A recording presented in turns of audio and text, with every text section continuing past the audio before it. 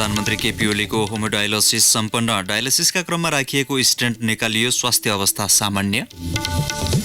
आसन्न स्थानीय तहको उपनिर्वाचनका लागि मनोनयन दर्ता गराएका उम्मेद्वारको अन्तिम नामावली प्रकाशन। 9 जनाको उम्मेदवारी फिर्ता। नेपाली जनताको चित्त दुखाएर भारतसँग मित्रता कायम नहुने परराष्ट्र मन्त्री प्रदीप गेवालीको भनाई। सीमा व्यवस्थापनका लागि कूटनीतिक पहल सुरु गरिसकेको दावी।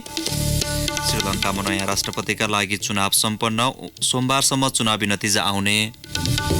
र विमल गर्ती मगर सहित 4 जना खेलाडी राष्ट्रिय टिमबाट बर्खास्त। अनुशासनहीन काम गरेको एन्फाको आरोप। इमर्जिङ टिम्स कप क्रिकेटमा हङकङ विरुद्ध नेपालको सहज जित। नमस्कार, कान्तिपुर डायरीका साथमा साथी सुरज र म बासु। समाचार अब विस्तारमा। प्रधानमन्त्री केपी शर्मा ओलीको तेस्रो पटक डायलिसिस गरिएको छ। काठमाडौँको धापासे स्थित ग्रान्डी इन्टरनेसनल अस्पतालमा तेस्रो पटक हेमोडायलिसिस गराएको अस्पतालद्वारा जारी विज्ञप्तिमा उल्लेख छ। प्रधानमन्त्रीका निजी चिकित्सक एवं नेफ्रोलोजी तथा ट्रान्सप्लान्ट मेडिसिन विभागकी अध्यक्ष डाक्टर दिव्या सिंह शाह, अस्पतालका medical director doctor Chakraraj Pandey र युरोलोजी तथा ट्रान्सप्लान्ट सर्जिकल विभागका अध्यक्ष डाक्टर प्रेमराज गेवालीले संयुक्त रूपमा विज्ञप्ति जारी गर्दै प्रधानमन्त्रीले नियमित स्वास्थ्य परीक्षण तथा उपचार गराएको उल्लेख छ। प्रधानमन्त्री ओलीको स्वास्थ्य अवस्था सामान्य रहेको अस्पतालले जनाएको छ। उपचारपछि प्रधानमन्त्री ओली आजै बालुवाटार फर्किनु भएको छ। गत कार्तिक 12 र 13 गते ग्रान्डीमा भर्ना भएका प्रधानमन्त्री ओलीको डायलिसिस गर्ने क्रममा राखिएको स्टेन्ट निकालिएको अस्पतालले जनाएको छ। मृगौलाको एकाएक काम गर्न छोडेपछि प्रधानमन्त्री ओली अस्पताल भर्ना भई डायलिसिस गराउनु भएको थियो।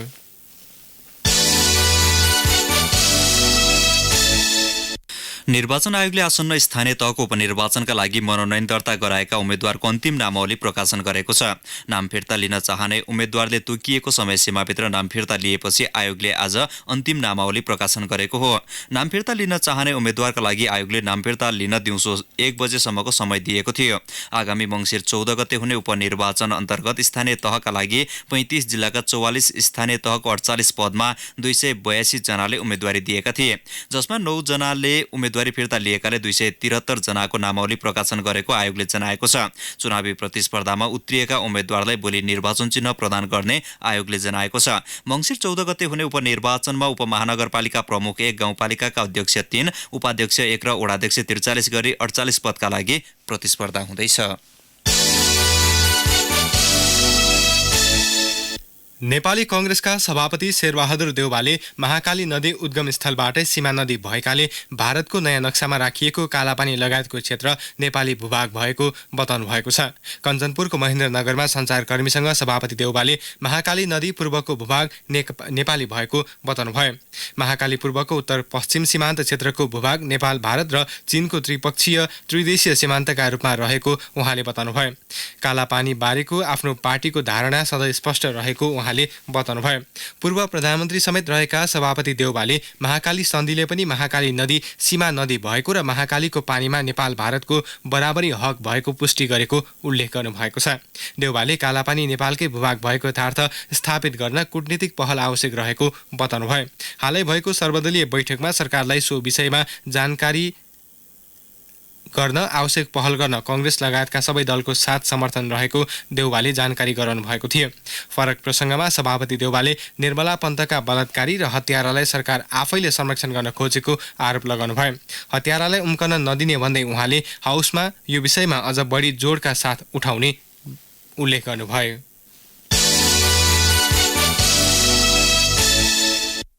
परराष्ट्र मन्त्री प्रदीप कुमार गेवालीले भारतले नेपाली जनताको चित्त दुखाएर मित्रता कायम नहुने बताउनु भएको छ। पाल्पामा आज आयोजित एक कार्यक्रममा मन्त्री गेवालीले मित्रताको नाममा अधिकार छाड्ने कुरा नहुने भन्दै नेपाली जनताको चित्त दुखाएर मित्रता कायम नहुने बताउनु भएको हो।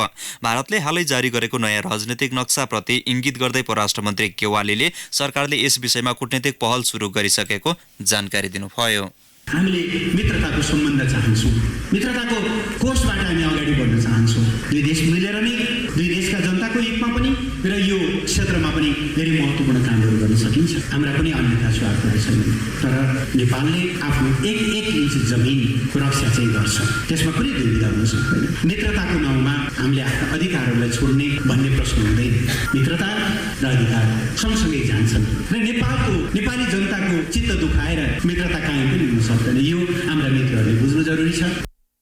तथ्य प्रमाणको आधारमा मित्र राष्ट्रसँग वार्ता गर्ने भन्दै विगतमा जनताले तिरेका तिरो जनगणनाका साथै निर्वाचनमा भाग लिएका आधारमा मात्र मित्र राष्ट्रसँग वार्ता गर्ने मन्त्री गेवालीले बताउनुभयो। उहाँले मित्रताको सम्बन्ध चाहने र मित्रताको कोषबाट अगाडि बढ्ने समेत बताउनु भएको छ। के थिए त्यति बेलाका नक्साहरू ती कुराहरू भन्छौँ। 15 सालमा त्यही ठाउँमा चुनाव भयो, त्यहाँका जनताले भोट हाले। 18 सालमा गणना भयो, त्यहाँका मान्छेले नाम लेखाए। 97 सालमा तिरो तिरे बैतडी मालमा गौडामा आएर ती रसिदहरू हामीसँग छन्। हामीले प्रमाणको आधारमा कुरा गर्छौँ मित्र राष्ट्रसँग। नेपालको 1 इन्च जमिन पनि अतिक्रमण हुन नदिने भन्दै नेपाली भूभागको रक्षा गर्न सरकार तयार रहेको उहाँले बताउनुभयो। सत्तापक्ष प्रतिपक्ष सबै एक ठाउँमा उभिएकाले ऊर्जा मिलेको भन्दै उहाँले समस्याको समाधान कूटनीतिक ढङ्गले गर्ने बताउनुभयो। वर्तमान सरकारले सबैको साथ पाएको जानकारी दिँदै उहाँले सीमा सम्बन्धी मुद्दा बीचमै छुट्छ भन्ने नसोचेर निर्धक्क रहन आग्रह समेत गर्नुभयो। नेपालको सीमा सुगौली सन्धिले निर्धारण गरेको बताउँदै त्यो सुगौली सन्धिले पूर्वको मेची र पश्चिमको महाकाली भनेको छ, त्यसलाई जोगाउन सरकार प्रतिबद्ध रहेको मन्त्री गेवालीले बताउनुभयो। समाजवादी पार्टीले राष्ट्रिय जनता पार्टी राजपा नेपालसँगको एकताका लागि थप प्रयास गर्ने निर्णय गरेको छ। काठमाडौँमा सम्पन्न केन्द्रीय समिति बैठकले भइरहेका प्रयासलाई निरन्तरता दिने र एकीकरणका लागि पहल गर्ने निर्णय गरेको पार्टी अध्यक्ष उपेन्द्र यादवका स्वकीय सचिव महेश चौरसियाले जानकारी दिनुभयो। पार्टीभित्रै राजपासँगको एकताको विषयमा मत विभाजन भएपछि बैठकले एजेन्डा नै बनाएको थियो। केन्द्रीय समितिको बैठकले अस्ति बसेको संघीय परिषदको विस्तारित बैठकले पारित गरेको राजनैतिक प्रतिवेदनलाई कार्यान्वयनमा लैजाने निर्णय समेत गरेको छ। संघीय परिषदका अध्यक्ष बाबुराम भट्टराईले तत्काल पार्टी सरकारबाट नबाहिरिने प्रस्ताव गर्नुभएको थियो। सो प्रस्तावलाई केन्द्रीय समितिको बैठकले कार्यान्वयनमा लैजाने निर्णय गरेको छ। राजपाले पार्टी एकताको लागि सरकारबाट बहिर्गमनलाई प्रमुख शर्त बनाएका बेला समाजवादीले तत्काल सरकार नछोड्ने प्रतिक्रिया दिएको छ। हिजो सुरु बैठकमा करिब 400 प्रतिनिधि सहभागी थिए। काठमाडौँको टुँडे खेललाई अतिक्रमणबाट जोगाउन भन्दै नागरिक स्तरबाट थालिएको अकुपाई टुँडे खेल अभियान अन्तर्गत आज पनि टुँडे खेलमा प्रदर्शन भएको छ। गत शनिबारदेखि थालिएको अभियान अन्तर्गत आज पनि प्रदर्शन गरिएको अभियन्ता आलोक सिद्धि तुलाधरले जानकारी दिनुभयो। टुँडे खेलमा आज विभिन्न पेसाकर्मीसँगै सर्वसाधारणको बाक्लो उपस्थिति थियो। गत शनिबार पनि करिब 3000 को मानव साङ्लोले टुँडे खेललाई घेरेको थियो। कान्तिपुर डायरीमा अब ब्रेकको पालो। अब बाँकी प्रसङ्ग। इलामका कृषक किवी खेतीमा यति बेला मरिहत्ते गरेर लागेका छन्, तर किवी खेतीबारे आवश्यक ज्ञान नहुँदा अपेक्षित उत्पादन भने हुन सकेको छैन। किवी रोप्नेदेखि बजार पुर्याउँदासम्म प्राविधिक ज्ञान आवश्यक पर्ने भए पनि कृषकले अन्धाधुन्दा खेती गर्दा गुणस्तर र उत्पादन दुवैमा नकारात्मक असर परेको छ। थप विवरणसहित इलामबाट सहकर्मी विप्लव भट्टराई।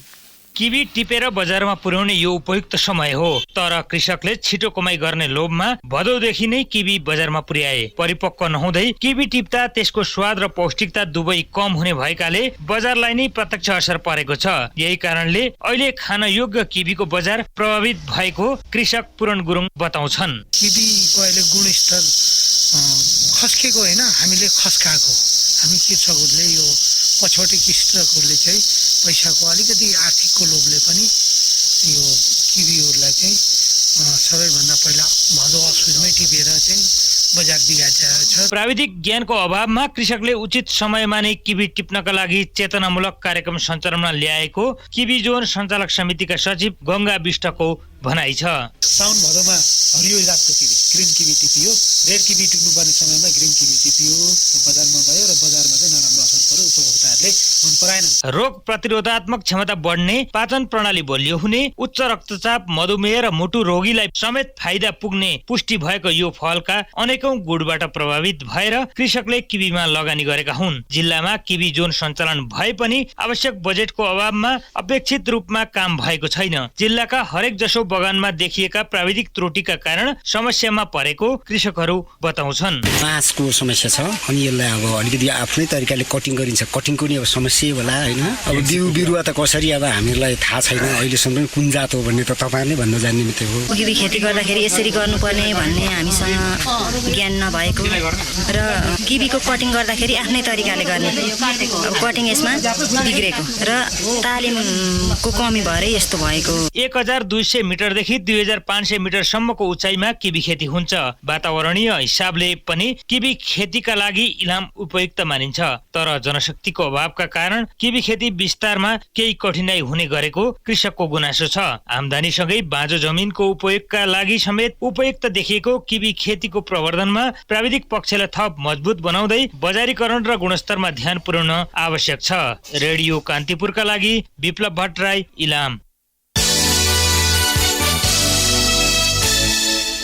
दाङको बबई गाउँपालिका 5बाट प्रहरीले प्रतिबन्धित नेत्रविक्रम चन्द समूहका स्थानीय नेतालाई पक्राउ गरेको छ। पक्राउ पर्नेमा बबई गाउँपालिका एरिया इन्चार्ज 32 वर्षीय निमबहादुर डाँगी छन्।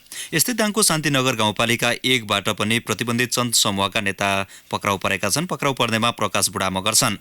30 वर्षीय मगर प्रतिबन्धित चन्द समूहका सेक्सन अध्यक्ष रहेको खुलेको जिल्ला प्रहरी कार्यालय दाङका डीएसपी विनोद विक्रम शाहले जानकारी दिनुभयो। उनीहरूलाई इलाका प्रहरी कार्यालय तुलसीपुरको हिरासतमा राखिएको छ। यसैबीच दाङ र कपिलवस्तुको सीमा क्षेत्रबाट प्रहरीले अत्याधुनिक हतियार एसएमजी राइफल फेला पारेको छ। जिल्ला प्रहरी कार्यालय दाङका अनुसार 5 थान एसएमजी राइफल, 13 थान म्यागजिन र 390 राउन्ड गोली फेला परेको हो। बरामद हतियार प्रतिबन्धित नेत्रविक्रम चन्द समूहको हुन सक्ने प्रहरीले आशंका गरेको छ। मुलुकका विभिन्न स्थानमा भएका सवारी दुर्घटनामा 5 जनाको मृत्यु भएको छ। काठमाडौँको नयाँ बानेश्वर स्थित सडकमा मोटरसाइकल अनियन्त्रित भई दुर्घटना हुँदा बाजुराका 32 वर्षीय गोकुल बहादुर रोकाएको मृत्यु भएको छ। पश्चिम नवलपरासीको सरावल गाउँपालिका 1 स्थित सडकमा रोकिराखेको ट्रकमा मोटरसाइकल ठोक्किँदा स्थानीय 42 वर्षीय दामोदर पौडेलको मृत्यु भएको छ। यसै चितवनको इच्छाकामना गाउँपालिका 29 17 किलो स्थित सडकमा मोटरसाइकल आपसमा ठोक्किँदा बैजनाथ चौधरीको मृत्यु भएको छ। रूपन्देहीको बोटवल उपमहानगरपालिका 9 मिलनचोक स्थित सडकमा मोटरसाइकल अनियन्त्रित भई दुर्घटना हुँदा 30 वर्षीय उपेन्द्र श्रेष्ठको मृत्यु भएको छ। यस्तै बर्दियाको ठाकुरबाबा नगरपालिका 6 बकुवा स्थित सडकमा माइक्रोको ठक्करबाट 4 वर्षीय बालकको मृत्यु भएको छ। भन्सार छलेर भारतबाट नेपाल भित्राइएको 6 किलो चाँदीका गहनासहित सशस्त्र प्रहरी बलले धनुषाको जनकपुर उपमहानगरपालिका 25 लोहानाबाट 1 जनालाई पक्राउ गरेको छ। चाँदीसँगै एपीएफको टोलीले 7,20,100 रुपियाँ समेत बरामद गरेको छ। पक्राउ पर्नेमा 48 वर्षीय अरुण गुप्ता छन्। सशस्त्र प्रहरी बलका एसपी राजेश उप्रेतीका अनुसार शरीरभरि चाँदी र पैसा बाँधेर ल्याइरहेको अवस्थामा गुप्ता पक्राउ परेका हुन्। 2 महिना यता सशस्त्र प्रहरी बलले धनुषाबाट भन्सार छलेर भित्र्याइएको 55 किलो चाँदी बरामद गरिसकेको छ। साथीहरूसँगै त्रिशुली नदीमा पौडी खेल्न गएका 1 जना बेपत्ता भएका छन्। भक्तपुर सूर्यविनायक नगरपालिका 5 निवासी 38 वर्षीय विकल श्रेष्ठ नदीमा बेपत्ता भएको धादिङ प्रहरीले जनाएको छ। परिवार र साथीसँग बिहान मनोकामना मन्दिर दर्शन गरी घर फर्कने क्रममा अपराह्न 3 बजे गजुरी नगरपालिका 2 स्थित एक होटलमा परिवारलाई छोडेर युवाहरू पौडी खेल्न त्रिशुली नदीमा पसेका थिए। नदीमा युवक बेपत्ता भएको सूचनापछि गजुरी स्थित इलाका प्रहरी कार्यालयको टोली खटिएको थियो। यसैबीच मकवानपुरको हेटौँडा स्थित राप्ती खोला र चनौटामा बेवारिसी अवस्थामा 2 वटा शव फेला परेका छन्।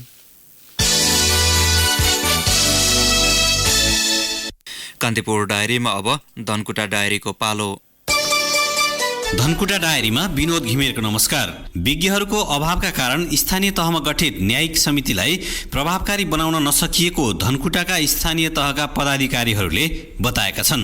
स्थानीय तहमा विज्ञ जनशक्ति सहजै उपलब्ध नहुँदा घरेलु लैङ्गिक हिंसा, लेनदेन, अंशवर्णा र सात सिमानाका मुद्दामा प्रभावकारी न्याय निरूपण गर्न कठिनाई परेको 24 गाउँपालिकाकी उपाध्यक्ष यज्ञ कुमारी रुचालले बताउनुभयो। दरबन्दी नै सृजना गरेर कानुनी सल्लाहकार राख्न सक्ने प्रावधान नरहेको र कानुनी परामर्श आवश्यक पर्दा स्थानीय स्तरमा विज्ञ जनशक्ति पाउनै मुस्किल रहेको छथर जोरपाटी गाउँपालिकाका अध्यक्ष शेरबहादुर लिम्बुको भनाइ छ। शिक्षा विकास तथा समन्वय इकाइ र पालिका बीच पुलको काम गर्ने संयन्त्र नभन्दा विद्यालयसँगको समन्वय कमजोर बनेको छ। माध्यमिक तहसम्मको शिक्षा व्यवस्थापनको जिम्मा स्थानीय तहमा गएपछि गत वर्षबाट सङ्घ अन्तर्गत रहेका स्रोत व्यक्तिहरू विदा भएका छन्, जसका कारण शिक्षा विकास तथा समन्वय इकाइ र विद्यालय बीच समन्वय गर्न कठिनाई परेको शिक्षा विकास तथा समन्वय इकाइ धनकुटाका प्रमुख मोहन राईले बताउनुभयो। प्रधानाध्यापकहरूको नियमित बैठक, निरीक्षण अनुगमन, विद्यार्थीको तथ्याङ्क तथा सञ्चालित कार्यक्रमका बारे समन्वय र सूचना आदान प्रदानमा कठिनाई परेको उहाँको भनाइ छ। कच्चा पदार्थ अभावका कारण धनकुटाको खाल्सा क्षेत्रमा सञ्चालित खाडी कपडा उत्पादन गर्ने घरेलु उद्योग सङ्कटमा परेका छन्। कपास खेती पनि बन्द हुँदै गएको छ। उत्पादन लागत महँगो रहेकाले आयातित कपडासँग प्रतिस्पर्धा गर्न नसक्दा खाडी कपडा उत्पादन गर्ने घरेलु उद्योग धराशायी बनेको शहीदभूमि गाउँपालिकाका अध्यक्ष मनोज राईले बताउनुभयो। हवस् त, धनकुटा डायरी आजलाई यति नै। विनोद घिमिरे बिदा चाहन्छु। नमस्कार। धनकुटा डायरीपछि कान्तिपुर डायरीमा पुनः ब्रेकको पालो। कान्तिपुर डायरीमा अब आर्थिक प्रसङ्ग। नेपाल टेलिकमले साउनदेखि असोजसम्म 3 महिनाको अवधिमा 3.25 अर्ब रुपैयाँ नाफा गरेको छ। नेपाल टेलिकमले आज सार्वजनिक गरेको आफ्नो त्रैमासिक वित्तीय विवरणमा उल्लेख गरिए अनुसार यो अवधिमा कम्पनीले 3 अर्ब 24 करोड 67 लाख रुपैयाँ नाफा गरेको छ। अघिल्लो वर्षको तुलनामा यो त्रैमासिकमा करिब 25 करोड नाफा कम भएको हो। अघिल्लो आर्थिक वर्षको साउनदेखि असोजसम्मको अवधिमा नेपाल टेलिकमले 3.5 अर्ब रुपैयाँ नाफा गरेको थियो। यो 3 महिनामा टेलिकमले कुल 10 अर्ब 60 करोड आम्दानी गरेको छ। अघिल्लो वर्षको यही अवधिमा कम्पनीको कुल आम्दानी 10 अर्ब 85 करोड रुपैयाँ थियो। चालु आर्थिक वर्षको पहिलो त्रैमासिकमा वैदेशिक सहायताको प्रतिबद्धता झन्डै आधाले घटेको छ। गत असोज मसान्तसम्म 15 अर्ब 68 करोड रुपैयाँको वैदेशिक सहायताको प्रतिबद्धता आएको अर्थ मन्त्रालयले जनाएको छ। यो गत वर्षको सोही अवधिको तुलनामा 43.51% कम हो। गत आर्थिक वर्षको पहिलो त्रैमासिकमा 27 अर्ब 76 करोड रुपैयाँ बराबरको प्रतिबद्धता आएको थियो। सरकार बजेट कार्यान्वयनप्रति गम्भीर नहुँदा र खर्च गर्ने संयन्त्रको विकास गर्न नसक्दा वैदेशिक अनुदान तथा ऋण घट्दै गएको हो। 3 महिनाको अवधिमा प्राप्त भएको कुल वैदेशिक सहायता प्रतिबद्धता मध्ये अनुदानको 78.8 र ऋणको हिस्सा 21.2% रहेको छ। अब अन्तर्राष्ट्रिय प्रसङ्ग। श्रीलङ्कामा आज राष्ट्रपतीय चुनाव सम्पन्न भएको छ।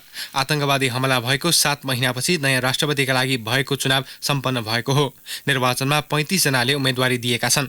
वर्तमान राष्ट्रपति मैत्रीपाला सिरिसेनाले भने उम्मेदवारी दिनुभएको छैन। 7 महिना अघि भएको श्रृङ्खलाबद्ध बम विस्फोटको घटनापछि चर्को आलोचना खेपेका राष्ट्रपति सिरिसेनाले निर्वाचनमा उम्मेदवारी नदिने घोषणा गर्नुभएको हो। निर्वाचनमा पूर्व राष्ट्रपति महिन्दा राजापाक्षेका भाइ गोताभय राजापाक्षे र सजित प्रेमादासालाई मुख्य उम्मेदवारको रूपमा हेरिएको छ। श्रीलङ्कामा 1 करोड 60 लाख मतदाताले मतदान गरेको बीबीसीले जनाएको छ। चुनावको नतिजा भोलि आउने अपेक्षा गरिएको छ।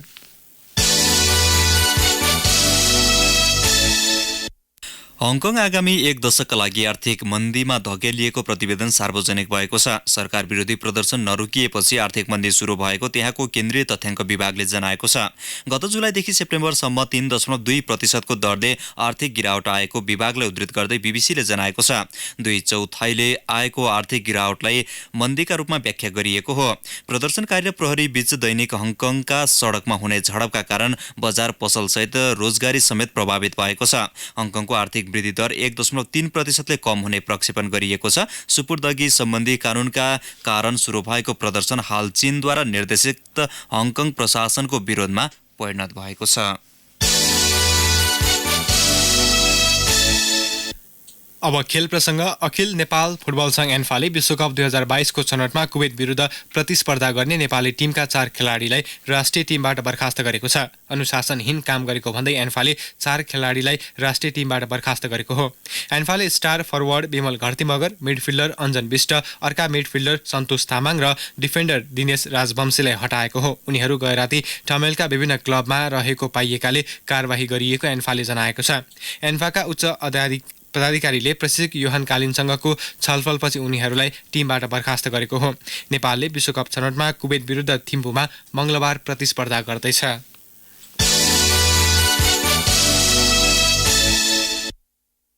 बङ्गलादेशमा जारी एसएससी इमर्जिङ टिम्स कप क्रिकेटको आफ्नो दोस्रो खेलमा नेपाल विजयी भएको छ। बङ्गलादेशको ढाकामा आज भएको खेलमा नेपालले हङकङलाई 40 रनले पराजित गरेको हो। यो जितसँगै नेपालले सेमिफाइनल प्रवेशको सम्भावना कायमै राखेको छ। नेपालले प्रस्तुत गरेको 218 रनको लक्ष्य पक्षाएको हङकङ 45.5 ओभरमा 177 रनमा समेटिएपछि नेपालले सहज जित हात पारेको हो। किञ्चित शाहले 53, हारून अर्सदले 26 र इहान नवाजले अभिजित 44 रन बनाए।